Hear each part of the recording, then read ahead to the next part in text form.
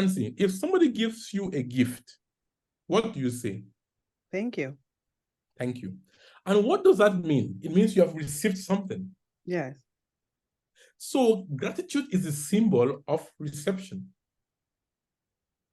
Gratitude is the saying thank you is the energetic symbol of reception. So when you're saying thank you are giving a signal to the universe to give you more events and things in your life to be thankful for. Just say thank you.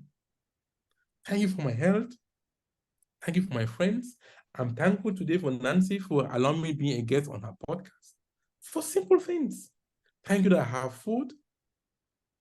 Thank you that I am in a position to help others. Simple thing. Thank you just for my health, just for your health. Even for those of us, of our counterparts back in Africa that are undergoing some difficult, some challenging situations, but you can still be thankful in those situations. Born and raised in the motherland, chasing a better life, story of an immigrant. Concrete pastures. Concrete pastures.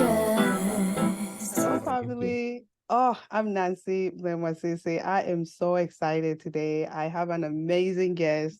He was, oh my God, so kind enough to send me a message. Sometimes you don't really necessarily know what you are doing or the impact that you're making. And he sent me a message on LinkedIn. And right away, I think all of you now know how I do research. I dived into his profile and I was there. I'm like, okay, he needs to come on. And he's here today. But before we get there, for those of you who haven't heard our good news, we've been nominated for the African Podcast and Voice Awards. It's super exciting and it's such an honor. If you haven't voted already, the process is super easy. We are in the category of Diasporan Podcast of the Year. We appreciate your support. Please support us, bring this home. Thank you so much for tuning in. And to all of our listeners, if you're new on this space, welcome to the space that allows myself and others to share our stories as we deconstruct the world's view of immigrant status. We unlock the joys, the laughs, and the bravery that being a dreamer brings. We continue to grow our community. Before you finish watching this video or even listening to this podcast, support us by subscribing to this channel and stay a while as we dive into today's podcast. Who am I talking about today? Oh my God. He's a TEDx speaker. He's an author.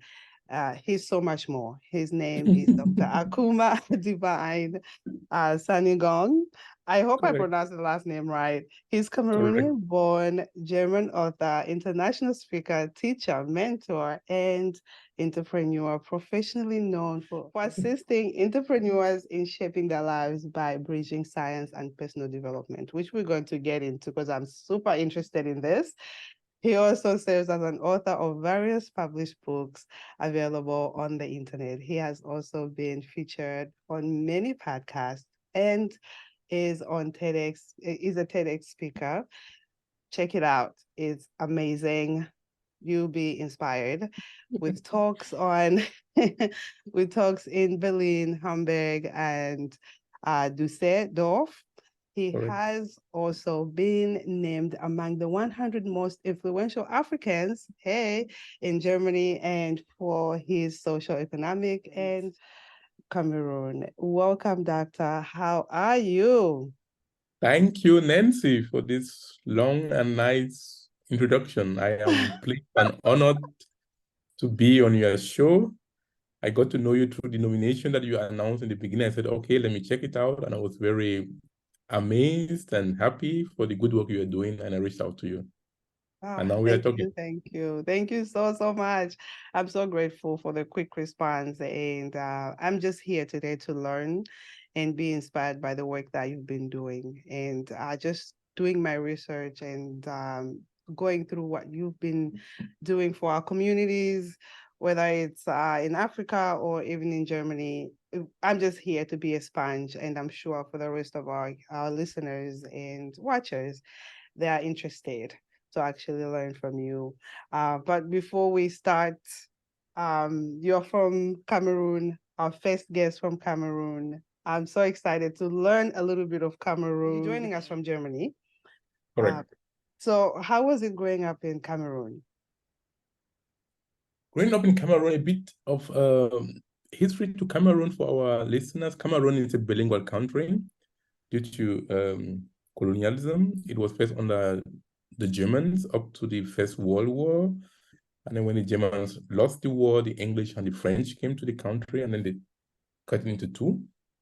So I grew up in the part of Cameroon where the English people were under English occupation. So, and then the other part is French speaking. So I grew up in the English speaking part in a town called Bamenda. Yeah, my childhood was quite okay, like any normal African boy or girl. And did my primary school education, secondary school education, high school, and then I decided to come abroad. At the time, there was this wave, I think not only in Cameroon, in many African countries, that many young people wanted to come to go out, and maybe also driven because of the lack of perspective that we face in African countries. There is poverty, there is hardship, there is everything. And those who have the means or who have parents who can support that, send them abroad. But some of them don't have that means. They do by all costs. We see how people are dying in the seas to come to Europe or through Colombia to go to the US. Saying that, I'll just give a rough overview of my path, and then saying that we in the diaspora have seen the two worlds, and we know the difficulties back at home. Yeah. And I think it's our moral responsibility to do something to alleviate the situation, the economic situation of our peoples back in the mother continent. How long have you been in Germany? For 23 years now. Oh, nice. How are you liking it? How was it adjusting the first time you came there? First of all, the cold, the weather. I think that is what many people say, Africans say.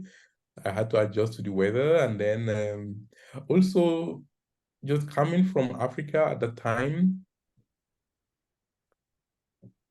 it was a very interesting experience to be, because Germany is not, nowadays it has changed. That was 20 years ago. It's not like in the US that they have got experience with Black people or people of color, as they call it. Yeah, it wasn't that really that you as a Black man, you quickly seen, anywhere you go, they know, there is someone different than us. You stand out.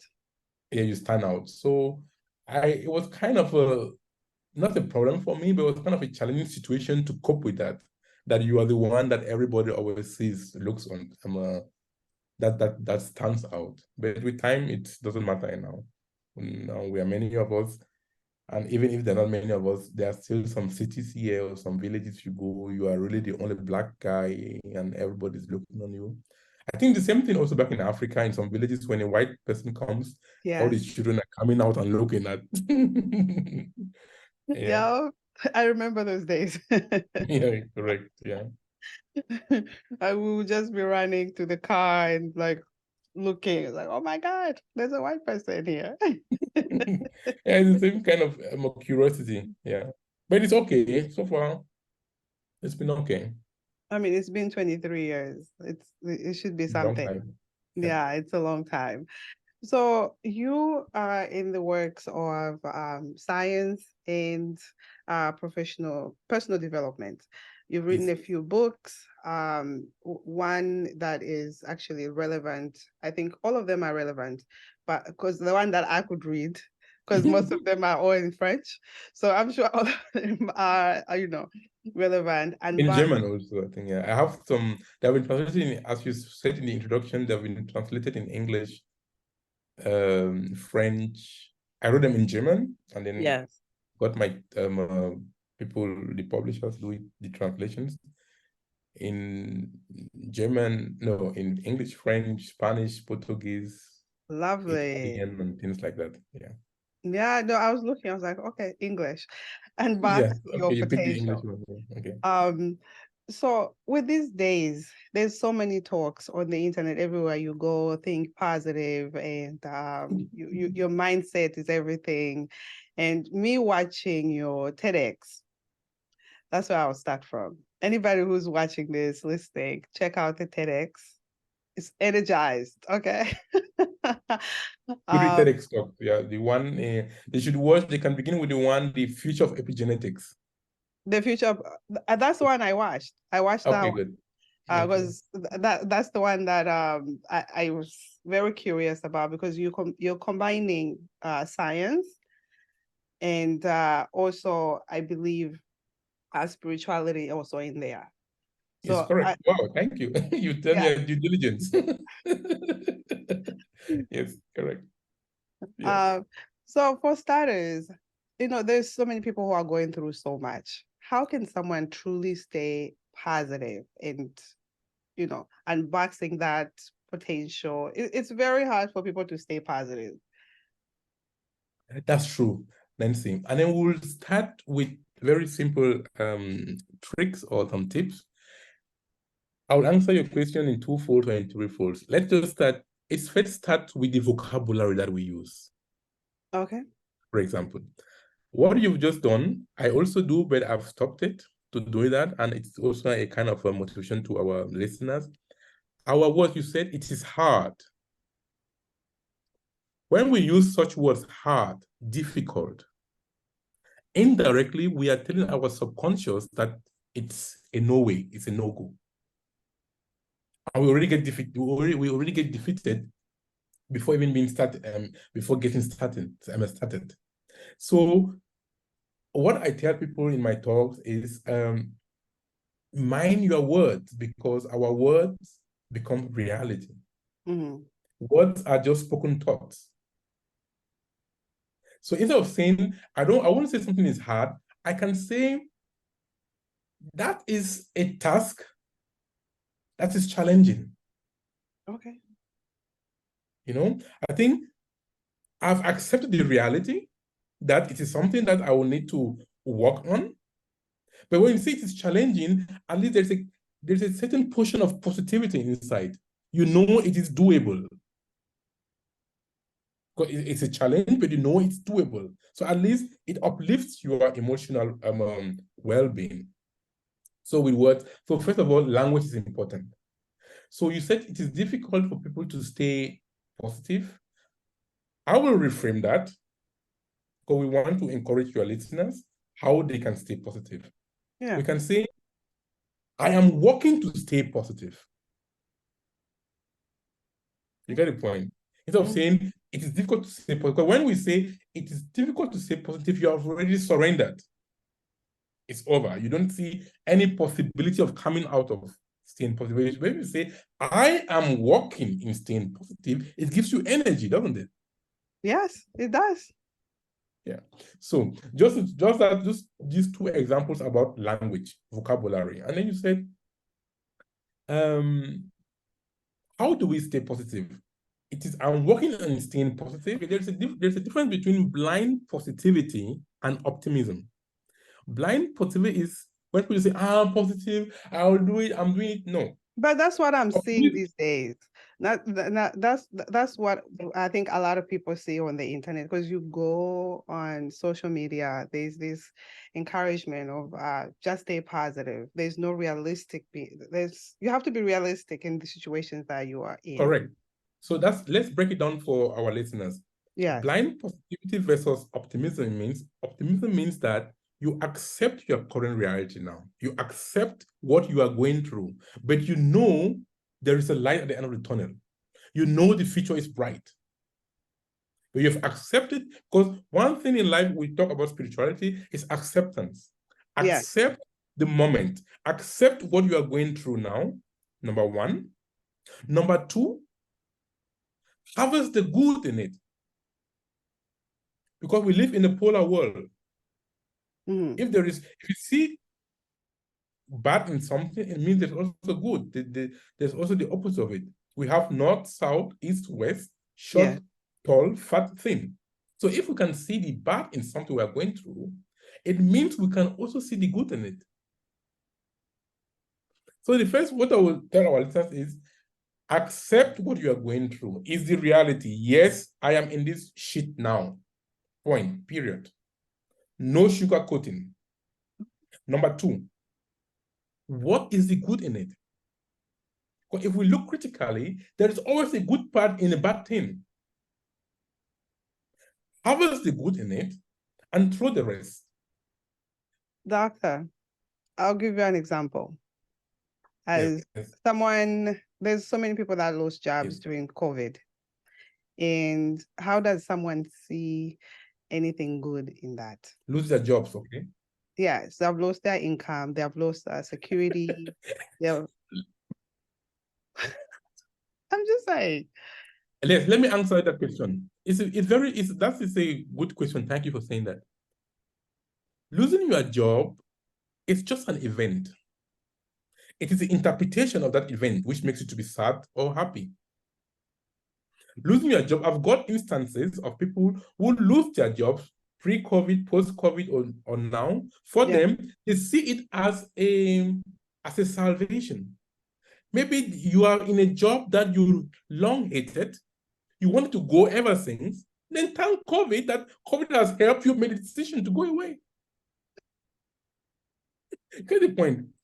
So it is our interpretation of the events that happen to our lives. That says, things will happen to you. Losing your job is an event that's happened to you, but your response to it is in your hands. So we are coming back to the same thing. If you lose your job, see it as an opportunity for growth. See it as an opportunity to find something. Maybe you were in a job that wasn't fulfilling to you. See it now as an opportunity to do a restart. And now I'm better. That is how we say positive. That is how when we look at the bright side of things, not forgetting the ugly sides, accept the ugly sides. I don't say no, accept the reality, but you are optimistic. You've accepted the reality, but you know the future is bright. And you start working on that future. You start asking simple questions. What can I do now? As simple as that. What can I do now? I've lost my job, period. Yes. So what? What can I do now? How can I change this situation? Do I call a friend and talk to? Do I go on the internet and research something? Just little steps. Just take baby steps. And bit by bit, the universe has got our back every time. The little steps you take, we call them baby steps, and then the way will be open up to you. You will just see maybe you're in the supermarket, or you're on the road, or in the bus, or where, or whatever. Somebody can just pop into you and say something, and that's what you've been looking for all the time. That is, I tell people that the how is not our concern, but your why. The how will always be shown unto you, because people always say, but I don't know how to do it. Don't mind about the how, it will be shown unto you. Keep on taking the steps. As I said, is it to write an email? Just a simple email? One letter? One sentence? Is it to call someone? Maybe you've always wanted to write a book. Take a pen and paper and just write the first line. I want to see if you've already written 30 pages. And you see your book is coming in the making. That is it. Baby steps, because only thinking without action is dead. We must marinate our thoughts with our actions. For example, we are being paid for what we do, for not what we do. If you are employed somewhere, or if you're looking for a job, you say, I am a PhD, I've done masters, blah, blah, blah. When they employ you, they're not employing you for your masters. They're employing you for what you are doing for them. Action. So when people say knowledge is power, that statement, we have to correct it. Knowledge is the potential to power. Knowledge is potential power when we use it. If you have knowledge without using it, then you have no power. In the same line, knowing and not doing is equal to not knowing. Wow, I like that one. Knowing and not doing. Yeah, I think I got your answers. I gave you the answers. Yeah, no. You did. I'm just digesting exactly what you are actually saying. Wow. So watching the video.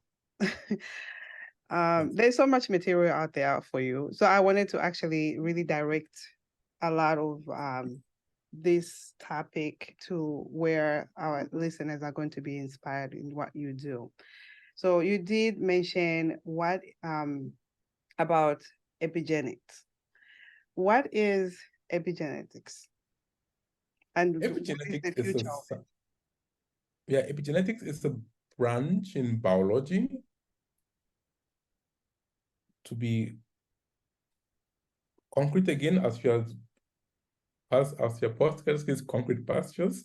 To be more concrete, it's a sub branch of genetics. That's why epigenetics. So these are two words, epi and genetics. Epi comes from Greek, correct me, or from Latin, one of these languages, but it means above. Epi, just like the epidermis of our skin, above the skin. Epi means above. So epigenetics, so above genetics. That's just a simple definition of it. And what does that mean? You know, we have got our genes, a bit of biology, simple. We've got our genes. They are the blueprints, right? Yeah. And then the epi aspect of it, we've got certain kind of, I will call them decorations, some marks, some chemical substances on them, chemical groups, correct, on them. They determine how our genes are being read and not read, how our genes are being activated. I think for those listeners who did some biology, they are getting what I'm saying, but will break it down that everybody understands. So these marks, these chemical groups on our genes, they actually determine our health, if we are in good health or in bad health. And it all begins from our thoughts. You know, what you think, it impresses these chemical groups on our genes. And the level of impression, how it impresses it can lead to genes which are going to be activated for you to be happy. If you have a good thought, if someone says, oh, Nancy, you look good today, you have a nice hairstyle, now you're loving. Now you've activated the genes for the, let me put it, for the happy hormones to be produced in you. Now you're happy. But if I said, oh, you have I want to tell you how external factors affect our biology. That is the epigenetic. It means that your environment, right? The outside stimuli that we get from the environment, they affect our biology and if we are healthy or sick. And that's also holds true like for eating. That's why they say healthy eating. That is, when you eat good food or bad food, those are external stimuli that you take into your system and they will affect these epigenetic marks on your genes, which can lead you to health or to disease. So let me break it down in a very layman sense. I've said our genes are the blueprints. The blueprints don't build a house. Let's say if you have an architect, he's got a blueprint to build a house, right? Who is building the house? Did the blueprint build the house or is the architect? It's the architect. Mm-hmm. And if you give that same blueprint to another architect, another house will come out. Mm-hmm.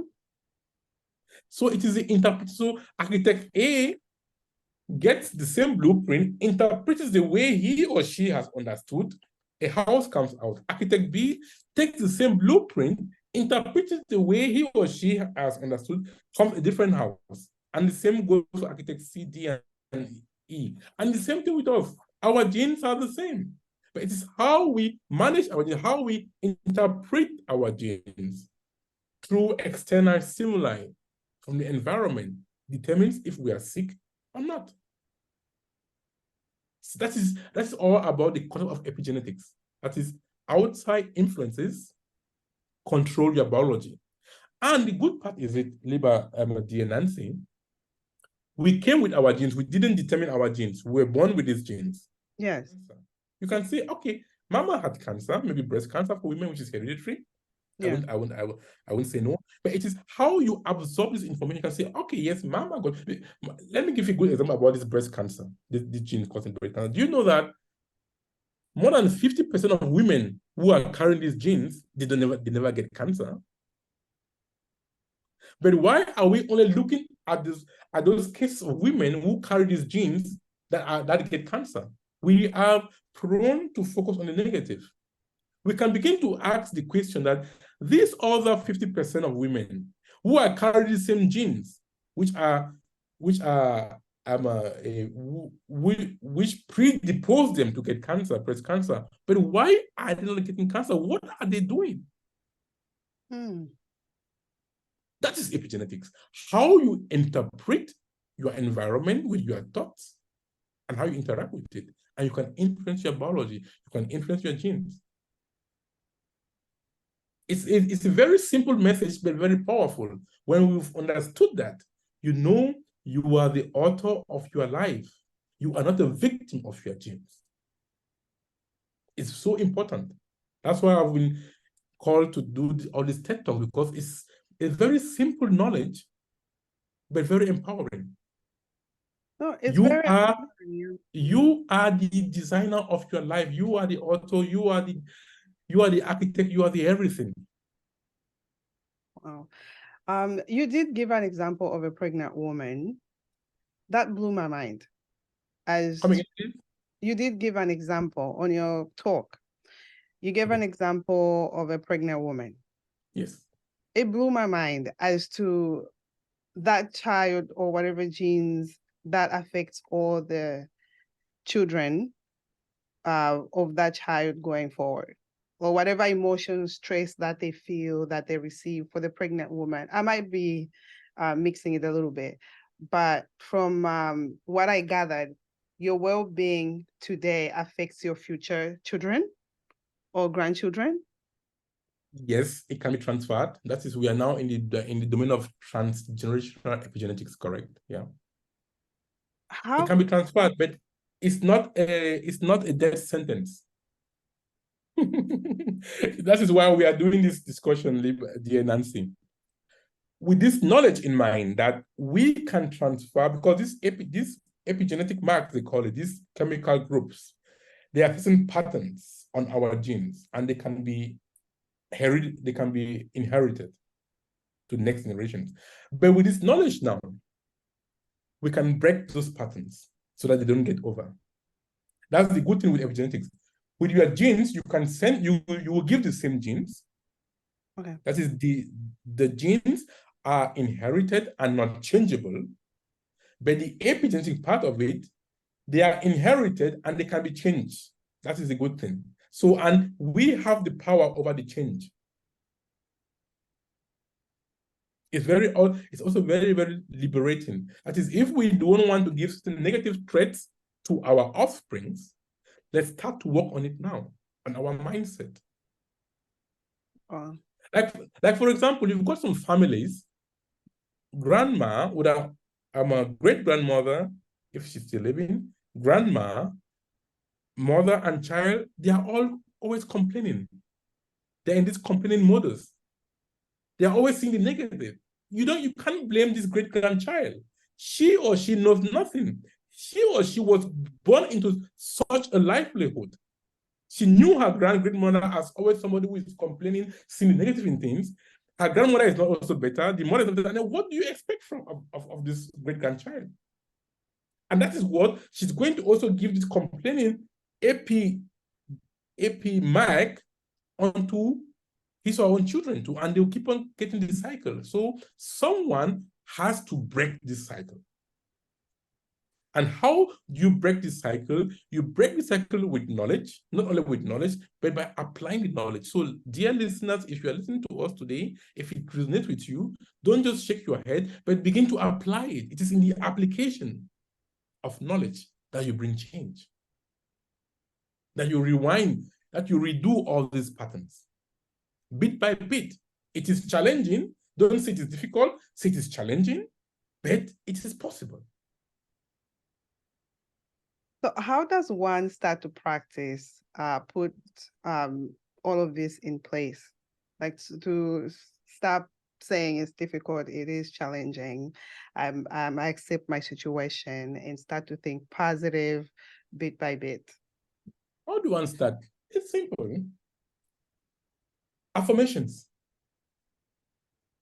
An affirmation is a short sentence filled with positive words, with positive doing words. Let's just say, start saying, like what I do, just say it's possible. Just this one sentence, it's possible. Every day you get up in the morning, anytime you think, just say it's possible. It's possible. And you know what? Our subconscious, the human mind, is so strong. When you just begin to repeat this sentence, it's just a sort of thing, it's possible. You will begin to believe in it. Because you know, when you tell yourself, what for those who are Christians among us, although I don't belong to a denomination. That's also another aspect that I don't want to go into. But the religion has also got a part in our society. At the same time, religion has also played a role in not making people not to be free. So let's come. There's somewhere in the Bible they say faith comes from hearing and hearing. Faith, believe. So if you begin to tell yourself, you can also tell yourself a lie that you knew from the beginning that it was a lie, but at the end, you've told yourself this lie, or somebody has told you a lie, until you begin to start to believe what he or she is telling you, but anybody knew it's a lie. So we can also trick ourselves into positivity. Just say it's possible. It's possible. And after repeating that over and over, you've impregnated that into your subconscious mind, that you begin to see possibilities. Because that is what you have told yourself, and you believe it, and it's true, it's possible. Just as simple as that. What we are doing now to our listeners is very simple. Just start saying it's possible. Without any reason, it's possible. That's my first advice or tip. My next tip is, which I use every day. It's so redeeming. I can only share with everybody, and it's so simple.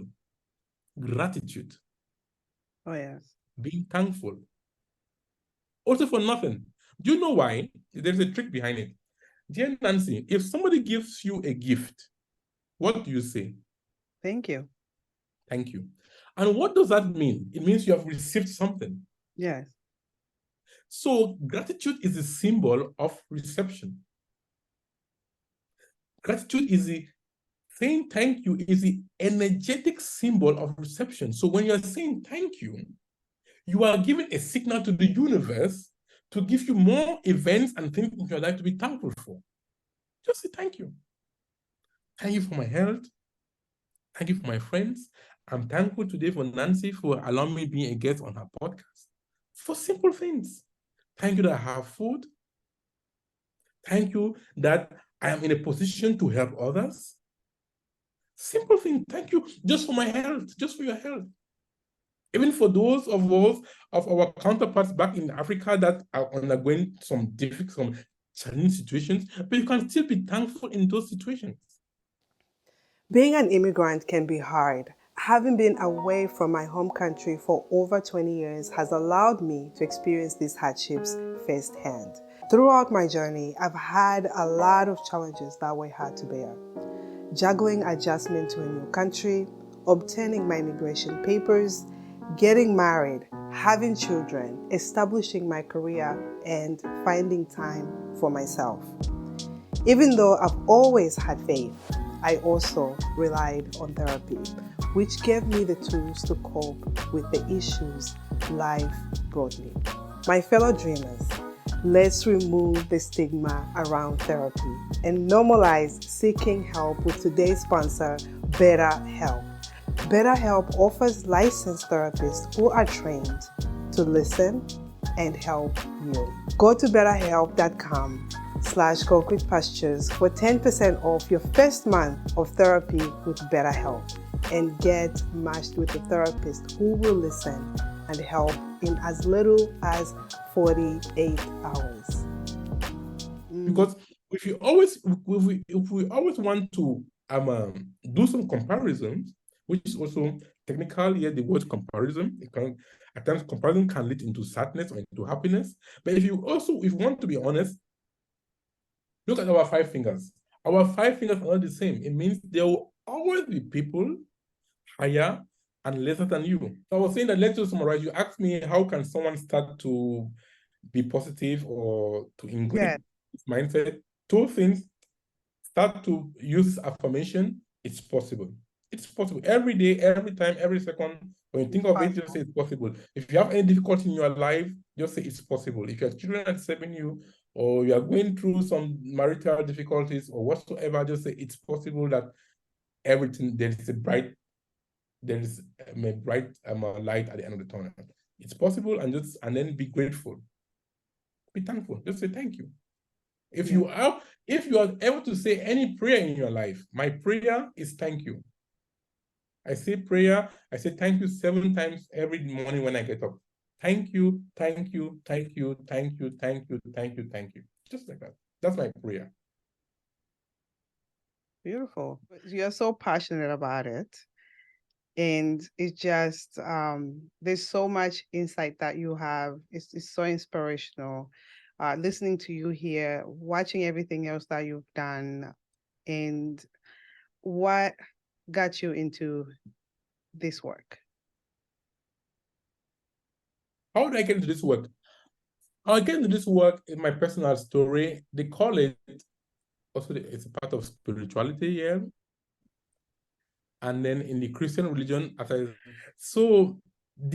my path to what I'm doing now is called the path of the cross, the path of suffering. At times, when you've suffered enough and you are tired of suffering, you will begin to find solutions. That is it. That is when you are not. I was really uncontented with myself, with my life. At the time, I was working for a big company, doing nice things, flying from here and there. It was a good job, but it wasn't fulfilling for me. I knew I could do better. I knew what I have in me, I can inspire, I can reach more people than what I'm doing for a company to go to 9 to 5. And I think my story is similar to the story of many people. There was a basic dissatisfaction in me, and that was very painful. I couldn't tolerate it, so I had to ask myself, but what do you want to do now with your life? Because I didn't want to go back to the university to be a full-time academic. I went to the industry.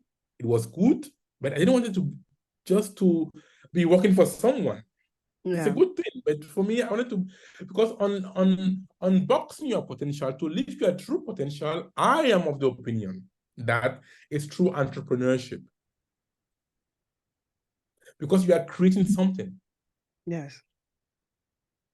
Yeah? You are creating something, you are giving something. Don't get me, those who listen to this shouldn't misunderstand me. Even if you're working for somebody, it's good. You are also giving. But I think entrepreneurs, they have a bigger vision. They have a bigger vision, and when their vision materializes, they have a greater impact than just being an employee. In German is a very how do I put it? Exact language. The way the Germans speak, they are very exact people, and that is reflected in their language. For example, the word employer in German is called Arbeitgeber, meaning somebody who is giving you work. Arbeitgeber. And then when you're an employee, the Germans, they are so exact. They are so, I won't say they are correct, but they are so exact people. To the point. To the point. No misunderstandings. You get what's the point. And when they say an employee in German is called Arbeitnehmer. It means you are a receiver of work. And for those Christians among us, they say the Bible loves a cheerful giver, not a cheerful receiver, isn't it? So as an entrepreneur, you create jobs. You are giving. You are in the position of giving, which is a good thing. So I am making a case for entrepreneurship. I am also making a case for us in the diaspora, Africans in the diaspora, and back in the mother continent. If we want to elevate the situation of our people, it is through economic empowerment. It is through business. It is true business. It shouldn't be through all these charity things we have in Africa. 1,011 charity organizations. That is, when you are doing charity, you are only perpetuating the suffering. You are only perpetuating making people to be dependent. You are only making people to you are robbing people from their initiative, But if you say we are doing a business, or you show them an opportunity, and then everybody has to bring something on the table. What are you bringing to the table? I am bringing this, you are bringing that. So where do we meet? Where do we meet in the middle and create something? That is how we Africans, we can liberate Africa from our own minds. I wrote an article sometime, somewhere, it is in the internet. I said, our salvation will not come from Washington. It won't come from Berlin or from Brussels. It will either come within us or not at all. And we are capable of doing that through a shift of our mindset. We have said it's possible, and everything is possible. I think I digress a bit from what you asked me. No. I have actually a follow-up question for that, because a lot of Africans listen all over the world, and they probably will have the same question that I'm having. We have a lot of poverty in Africa. It's no secret. All over the world, people do, but Africa is extreme. Come again? We have a lot of poverty in a lot of countries in Africa. Correct. And what you are saying is we all have to be entrepreneurs, or instead of these donations that United Nations or whoever is supporting those communities, we have to create businesses. For those individuals that are in poverty, how do we actually even do that? Because there's no education. There's literally nothing. I was watching a documentary, I'll tell you. An amazing woman was recording some documentary somewhere in Zimbabwe, and it was away from the capital city. In rural, all they're sleeping in is just something that's just covering. That's it. So I can't imagine for us creating a business, or for you going and asking those women or men, let's create a business for you. How is that possible for it to happen? Yeah. They had and nothing. Coming with such attitude, with such things that they have nothing done. And coming to say create a business, it can be they will look at you as if you are coming from a different planet. But I think it starts somewhere. It starts from where it all begins with the mind. Because believe me, everything is possible. It all begins with the mind. And how would you encourage such a person to do something? Yes. How do you encourage the person to do something? You encourage the person to do something in that, let's say, to be more practical in this case, what we can do, because those of us who claim, I put it quotation marks. By the way, don't get me wrong. I love the idea of entrepreneurship. I'm all for it. It's just, I know that there's going to be people that are listening and would wonder how we would be able to convince someone to shift their mind and believe that this is possible for me to have a successful business, to have a positive mindset. What type of tools? It's possible in the sense that, let's say, I was about to say that for those of us who are a bit better place, quotation marks open and close. Okay. It's our responsibility that we do what is in our powers to create opportunities for those back at home. let's say these jobs, let's say create a business or whatsoever, and then see how to employ people. Got it. Okay. So I will take the responsibility. It's not shifting of accountability. Everybody can do something. But for a start, it's kind of a hand-holding. Somebody is right down there to start telling a person, do a business. It's a bit very abstract. But you can start holding that person's hand bit by bit so that he or she comes up. Right? And then the best thing as an entrepreneur, if you like in my company, they say the leader, if you have a good leader, a company is made up of people, leader and its people. But I think you, the leader, you also have a leading position, how you lead your people. With the mindset, like in my company, what I'm preaching to you now or saying, my people live that because that's what I live. And I tell them also. And I make it clear to you. With simple things, don't come late, pay attention to your work, don't make mistakes. Mistakes are allowed, not of course, but don't repeat the same mistake. Yeah. A first mistake is okay. But the same mistake a second time is not allowable. It's not permissible with me. We are all allowed to make mistakes. It's good. If in my team, if you make every day new mistakes, you are the best employee. It means you're learning. But don't repeat the same mistake. So what we can do is see how we can make connections back at home for our people, create jobs. There are many things to do that those people who are within your circle, you can start to positively influence them. They see how you work. They see how you talk. They are not stupid. They are saying that, you are telling them that, they are getting part of it, and that's how they will go back to their own families, to their own societies, and it can also impact people. So we have to be the example that we want to see in the world. It all begins with us. Do your own bit. Mother Teresa said, the ocean will be empty without the drops of water. So don't underestimate the little drop that you are. We are mighty drops. So the comment of question is, we have to start on ourselves. I ask myself the question, what can I do? Because there's a difference there's what we call meaningless sympathy.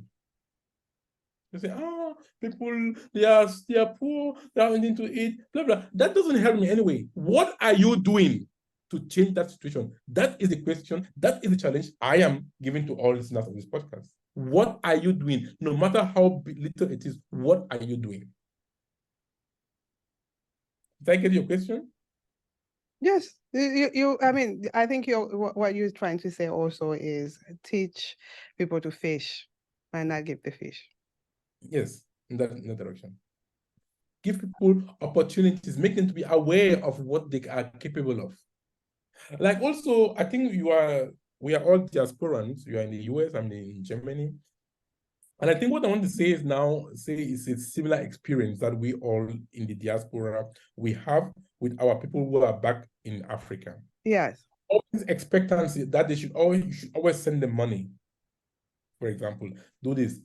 I wouldn't say don't do that, but do it with reason. Because if somebody always asks you something, you give, they don't know what you're going through here to work that money. Yeah. And send it, and they just use some of them. They're not even that grateful of it. They just do it they use it anyhow. They know, I have a sister, I have an aunt, I have a brother or a father who is sending me money every month or every and that is with that we are encouraging them to be lazy. That's an encouragement of laziness. I don't just send money again anyhow back to Africa.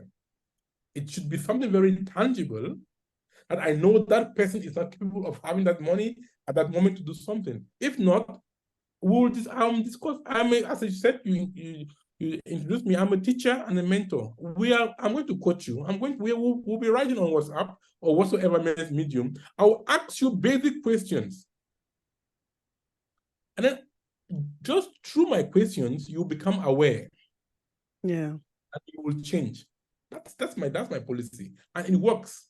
Even if you get angry with me or whatsoever that you've asked me the money I've been giving you, that's your problem. But in your heart of hearts, you know what that guy is saying is true. So it's education. Education. They say, I have some 3 words. They say, inspire, educate, inspire, and change. Something like that. Yeah. Yes. Educate. Through education, people get inspired, and they will bring change into their own lives. That's my policy, and it works well. Beautiful. You have mentioned already your company. I was on the website, Kaki Africa. Correct. And you provide so many services, and one of it is with funding for companies in Africa and also investors that are looking to invest in Africa as well. Would you just share with us like how that is done? Just so if someone is interested, they are able to sign up for these type of programs. Correct. And that's also one of our mechanisms that I think we can bring employment and change the livelihood of in Africa. So what we do, we have 2 basic cards, say Africa, KSC Africa. One of the branches that we consider is we on funding. We know in Europe, in America, also in some parts of Africa, let's say in the Western world, they have got different funding mechanisms for their own companies. Mm-hmm. You know, without money is a fuel for everything. So the governments, they understand that for companies to grow, they need to fund them. Yes. So when you fund a company, you give money for research and development. The company takes that money, brings a new product or a technology to the market. What does that mean? The company makes sales. It sells, it means it pays taxes back to the government. And that's how everybody profits. And a company, when the company is growing, it employs people. So instead of the government paying people for social benefits, they will give you money indirectly to bring something new to the market and employ people. So what we are doing, it's simple. That's just life. Life is a cycle. Yeah. Recycling. So what we are doing now is my company, KC Africa, we want to encourage German companies and European companies or companies anywhere in the world that also look at Africa. Africa is a huge market for you. In Africa, we've got so many problems, but these problems are not negative. These problems are good. These problems are potential, are chances. We've got problems from waste management. Yes. You know, problem of energy outage, of traffic. There are so many things. Problem of internet, problem of lack of stability of internet, and these problems we can use technology to solve them. And truth be told, the Europeans or the we don't have. So why don't we cooperate with them? Mm-hmm. Are you getting me? Yes. Hello. So my point is that the Europeans, the Americans, or whoever in the West, they've got these technologies. We don't have them. So the point is, why don't we cooperate with them? In Africa now, we've got so many startups coming out of the ground, which is a good thing. Why don't we the European companies or let's say the Western companies or wherever they are to cooperate on an eye level, not on a top-down approach, but on an equity approach, to cooperate with our African counterparts to look for solutions, technological solutions to address the problems that Africa is having. So what we do is to do this matchmaking and also see that they get funding to do these projects. Nice. That is the one part. And with that, and when those projects have been done, as I've said, we create jobs. Because for such a project to be done, you have to say, okay, we are going to employ these people, this person and this person to do it. The same goes in Africa, and that's how look at Africa. We've got so many graduates. Yes. Without good people, good minds. So that is my own way I'm giving back. So I'm using that as an encouragement for us in the diaspora. Make use of what you have. We all, if you look into yourself, You've got something to offer, period. Don't tell me anything, I won't listen. You've got something to offer. Make use of your own capabilities. So that's the one part of what we do. Funding for European, German, what kind of company to cooperate with our African counterparts to solve the problems in Africa using technology. Lovely. And the long term is to create jobs and to create wealth. It's only when Africans or humans have got economic power can you bring change. Period. All this dependency we have in Africa. In Africa today, if we've got what they call a dependency index. If you are having a good job back at home in Africa, you've got at least 9 people depending on you. At the end of the day, you become poor because you take your salary, everything is gone. You have in your house, even your own children, you can't even take care of them. You have an aunt, a cousin, a this, a la la la. It's poverty. We can change that in giving people jobs. Because if somebody can sustain he or herself, he won't really come to you. So make people to be. I was listening to Nancy. I have a concept that I apply for myself. I call it positive egoism. Egoism must not be negative, as we think. Egoism what means? Thinking of the self. I think of myself in a positive way. What does that mean? Because I want my peace, right? I want to live with my family in peace, have a nice life. So what do? I empower others around me to do the same so that they shouldn't become dependent on me. I don't want to have aunts, cousins, and uncles coming and pressing me every day. No, I want to be at peace. So what do? I show you the way, I empower you to have your own money. And I've done that even for family and non-family members, and the impact is so good, dear Nancy, because when you do good, you're not only doing good to yourself, you're doing good for everybody, because you've seen that through empowerment, there are many things that, let me just come to my personal case, in my family situation. There are many family members that I've helped to become, they have stood on their own today.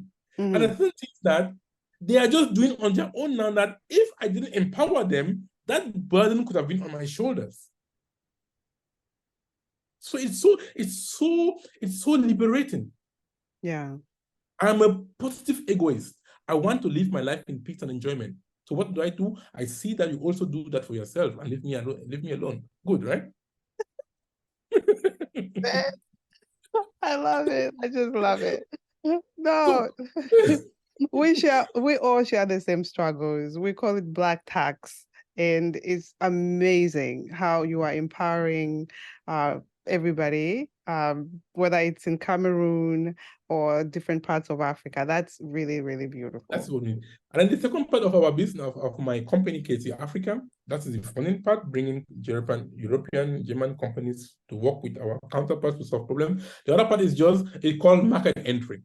And we are calling on everyone listen to this podcast, market entry, wherever you are, the company, be them anywhere in the world, because there are many good companies, big or small. Yeah. They have known the potential in Africa, but they want to penetrate the African market, but they have no idea, no clue how to do it, which country. There are many questions to answer. So we also guide companies for a successful market entry into Africa. Wow. To sell their products, not only to sell their products, but also to create, they call it to create branches. They call it in German Produktionsstandorte. The translation is production sites, which is a good thing, because when they have created their production sites in, let's say, in a city in Zimbabwe or in Zambia, where you come from, or wherever, they can't employ the people here in Germany that they are going to employ the locals. Yes. And that is jobs, which is a good thing. You're creating jobs, and these people, they will earn money, and And that's how they're going to impact the local economies. That is the way out of poverty. You put money into people's pocket to spend. Isn't it good? That is the quintessence of our work. So I encourage everybody to think of what he or she can do to contribute back to society. And what we are doing is not only for Africa, it's for the greater good. It's global, because when people all around the world are feeling fine, becoming empowered, everybody's fine. True. It's true. I've just had a big dose of coffee. I was drinking coffee, but this is nothing. So I feel a big dose of coffee from just this conversation. This is a beautiful, it's super insightful. So what got you to writing Unbox Your Potential? The title just says it all. Okay, you mean my book? Yes, Unbox Your Potential. Let's unbox the potential in that book. Let me go to it. Many of these things that I've said today, they're in there. They are in there. Unbox the potential, it just means people can grab the book wherever they are. It's on Amazon. Oh, nice. Yeah, the book is on Amazon. You put the name Akuma Saningong, Unbox Your Potential. This is the book. It's a book which is very simply written. Very clean, simple English, no big book, no big grammar. No matter your level of education, whether you are first grade or no grade, you will understand it. It's very simply written. Just pick it up. It's so inspirational. This is what we have been talking about. There's some parts of spirituality in it. Mm-hmm. There's some part of science and personal development and just general life things. I can only say for anyone to have a feeling of it is to grab the book and read for yourself. If you are fast, within 1-2 days, you've got it. So it really makes you to be aware, it makes you to be aware of what you can, of what we are capable of. Because many of us, we are not aware of what we can.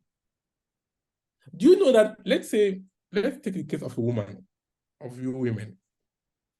At times, women, they underestimate themselves. They don't know the power which is within them. Give me an example. There's a story of a woman. Her child was buried under a car. Hey. That woman,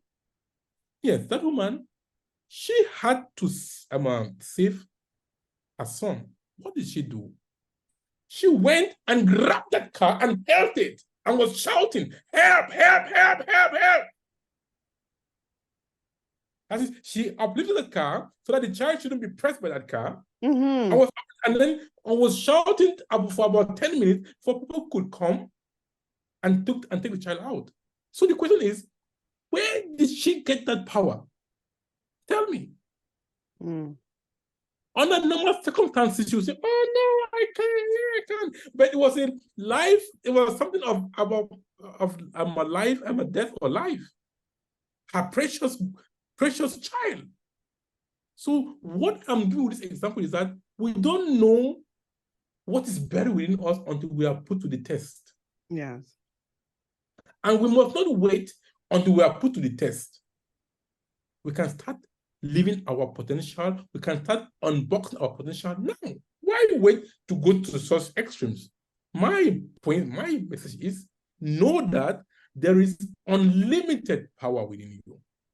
Bring it to the surface and share it with mankind. That is why you are here. Share with mankind for the evolution of the universe.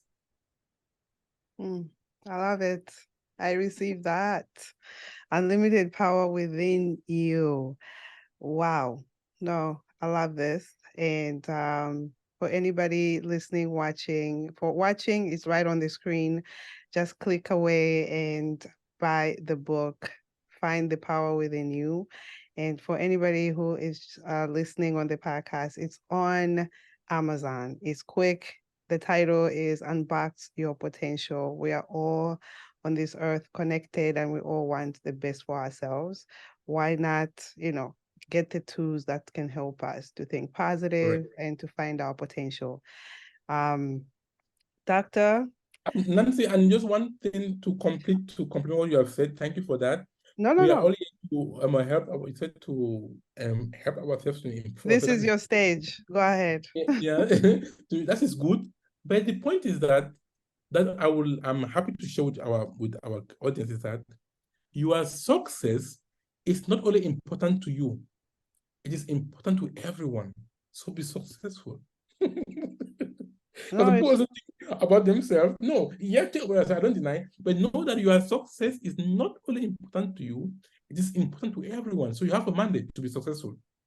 No, it's true. I think I heard I don't know if it's a quote or something on social media, someone that your success is, just to add to what you're saying also, that it's destined for somebody else to be also successful. So they are waiting on you. We've been waiting for this book. Amen. And here.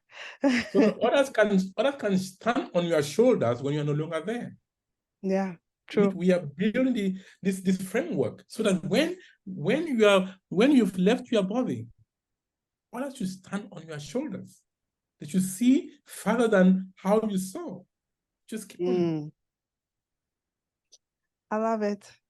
Wow, this has been so inspirational, and it's been an enlightening conversation, to actually say the least.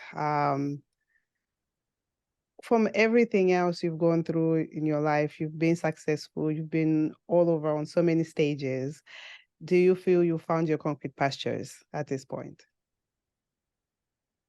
Do I feel I have found my concrete pastures? Yes. Yes. I found my concrete pastures for the two things I'm doing. I have two companies. The one company of this motivational stuff, the drsaningong.com, and the other company about Africa and Europeans and everybody. I think there is nothing as liberating as empowering, self-empowering, when you can help others live their potential. Yeah. It's so liberating. When I see people that had droopy faces, sad, and you know that now they are happy and they are progressing, and you could contribute to that. I think that is no money can pay you for that. And that's why they say we talk of self-help. Sounds a bit negative. It's a question of interpretation. If you go to all these bookshops or whatever, even my book is self-help, which is good. I don't say no. But we should also think about help others. The two should go hand in hand. Help yourself and help others. So it's so important. So I think, I feel, and I know I have found my own pastures helping others to be the better versions of themselves. Yes. In what I do, yes. And I know I haven't yet arrived. The job has just started. We need every hands on deck. Because when we say we've arrived, that's also the ego coming in. Because the ego has got many heads, like a snake. No. Because when you say you've arrived, when you say you know it all, that is the day you are dead. You're already a dead man. Life is perpetual learning. Be like a child. Always learning, asking questions. There's a concept in Japanese work culture, fight culture. It's called shoshin. Which means have the mindset of a child. No children are always asking questions. Mama, Papa, what is that? What is that? They're asking to know, to learn. Don't go with the mindset that you know it all. Because if something is already full, then none can enter. Be like an empty bottle. There is no problem being an empty bottle. I always say one of my tips on many people who are successful somewhere, they'll say one of the tips, or what I apply, let me talk about myself, is being naive. Nancy, it's a good thing, because when you are naive, you are susceptible for change. You are susceptible that something new can come into you. Yes. Yes, tell me. That's how I go about my life. I always have a pen and paper, writing, taking notes. Yes. Taking notes. I'm not ashamed to ask a question which might sound stupid. At the end of the day, there is no stupid question. There can only be, how do you say it? There is no stupid question. There can only be stupid answers. Ask questions. At times, for you, a question, at times, somebody can ask you a question. It might sound very trivial for you, but for that person, it's not trivial. And then one of my mentors told me one thing. I've never forgotten this thing. What he told me. He told me that something which is normal to you, something which is so obvious to you, does not mean that it is obvious to the other person. That was a game changer. True. And that makes you to be humble. That makes you to meet people where they are. And if they are willing, you grab their hand so they can be where you are. It doesn't mean that you are superior to them. No. There's a saying that be a teacher to those below you, be a student to those above you, and be a fellow companion to those with whom you're on the same level. Wow. Yeah. So that is it. Like I said, this has been enlightening. Oh my God. So much nuggets, so much inspiration, so much to learn. I've learned so much just through this, 1 hour we've had. Thank you, Doctor, so much. It's early in the morning for me here. It's now 7:21 in the morning, and I think it's lunchtime for you. I appreciate you spending your lunch with me. And wow, truly wow. Thank you for inspiring us. This has been an honor, and thank you for agreeing to be on this space. I appreciate you so much. You are welcome, and thank you also for having me on the show. Thank you for the good work you are doing. Don't underestimate what you are doing. If from your shows, from this talk today, just one person is inspired, is enough. It's big. So, as I said, we are not a drop in an ocean. We are an ocean in a drop. Thank you. There you go again. Okay, it was a pleasure. You are such a dose of inspiration. You are magic. Oh, thank you. You're magic. You too. You're so magic. Yeah. Okay, bye-bye. And bye-bye to our listeners.